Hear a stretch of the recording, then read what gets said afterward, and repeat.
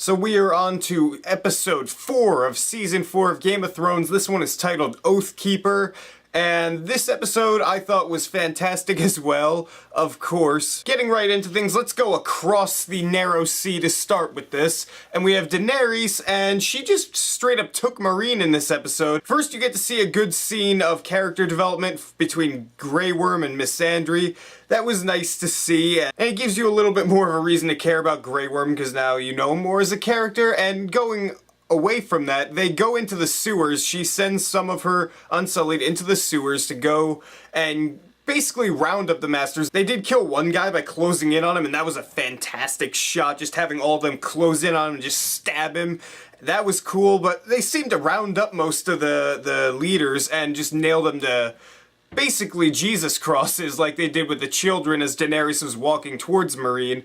So that was just. I'm really surprised that it didn't take that much for her to take Meereen because, I mean, she's taken slave cities before and it hasn't taken that much to do because she has an army and dragons.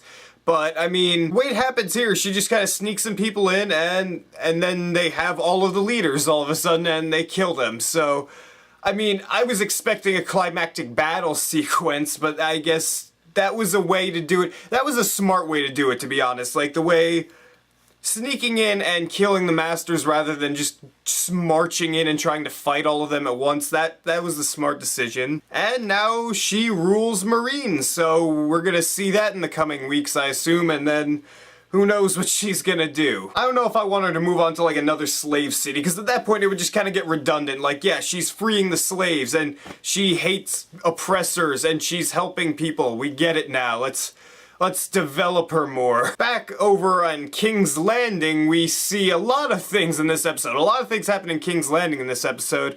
And let's see, where do I want to start? You get to see Bronn and Jaime sparring again, and Bronn bitch slaps Jaime with his hand. That was a funny scene. And then Jaime visits Tyrion in his cell. And a lot of things, like, they go in and out of who's talking to who. Like, Jaime talks to Tyrion, and he doesn't think Tyrion did it because Tyrion didn't do it. There's so many things going on in King's Landing between people that other people don't know about that I think is just going to lead to some great drama by the end of the season.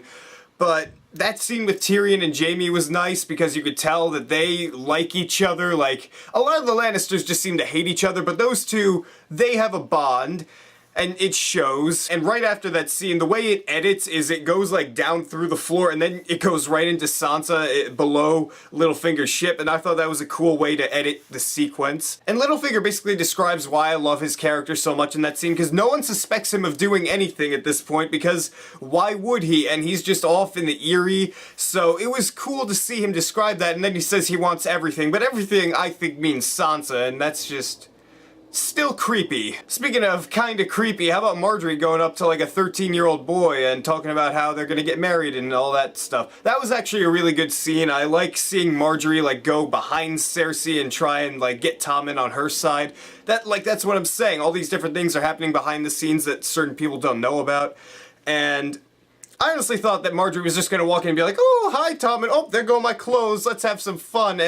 And that didn't happen. She went the more subtle route, but it was still a good scene. And Cersei just keeps talking to Jaime like, hey, Jaime, go do all these terrible things for me. Hey, Jaime, will you go kill Tyrion? Hey, Jaime, you want to go kill Sansa? It's like, what? Why would he do all these things? So it turns out that Brienne gets sent off to go find Sansa and try and protect her with Pod, and that should make for an interesting combo. I don't know about that. I'm not a huge fan of Brienne, and I'm not a huge fan of Podrick, so I don't know how I'm gonna feel about that pairing together. I also like how this show, like this season, keeps coming back to people naming their swords. I mean, the Hound said it in the first episode that there's so many cunts around here that, you know, name their swords, and then in the next episode, Joffrey's naming his sword, and now Brienne is naming her sword. That's just funny to me, and I laugh every time someone names their sword now, because I just remember that line the Hound said. And let's go up north now, because a lot of weird shit happens in the north in this episode, and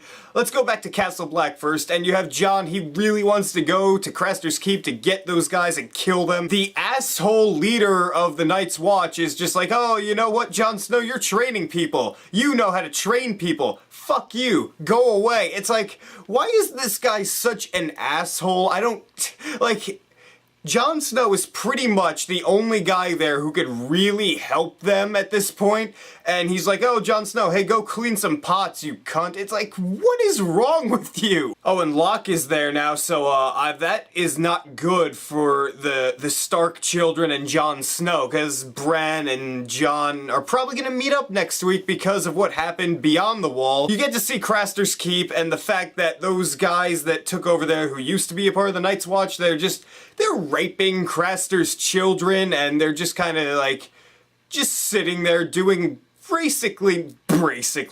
doing basically nothing there. They have Ghost in captivity, and Bran sees that, so his wolf is now like trapped in a cage too. And Bran and Mira and Hodor and Jojen, they all get taken by these guys, and now they're being held hostage. So I assume that the Night's Watch are gonna come in next week and just kill those guys, and that's how that's gonna go down. But I don't know what's gonna go on, because Locke is with Jon Snow and that crew, and he's out to kill Bran. That's not gonna end well for somebody. I hope it's Locke. Now let's talk about the weird thing that I have no idea what the hell was going on. I mean, like, I get the basis of what was going on. The White Walker took the baby that they put out earlier in the episode, and he took it to what looked like the White Walker kingdom? I don't know. He put it on this ice table, and the baby got picked up by another White Walker, but it looked like White Walker royalty, and I have no idea what was going on. And I get the feeling that that scene isn't going to be explained for a long time, because White Walkers in this show, they're moving at a glacier pace in terms of actual reveals and whatnot, so I think that was a nice tease, though, to get us, like, interested or to remind us that White Walkers are still out there. So I really enjoyed this episode of Game of Thrones. I had a great time with it. There was a little less action than I thought, because I thought the battle at Craster's Keep was going to happen this week, but it's happening next week.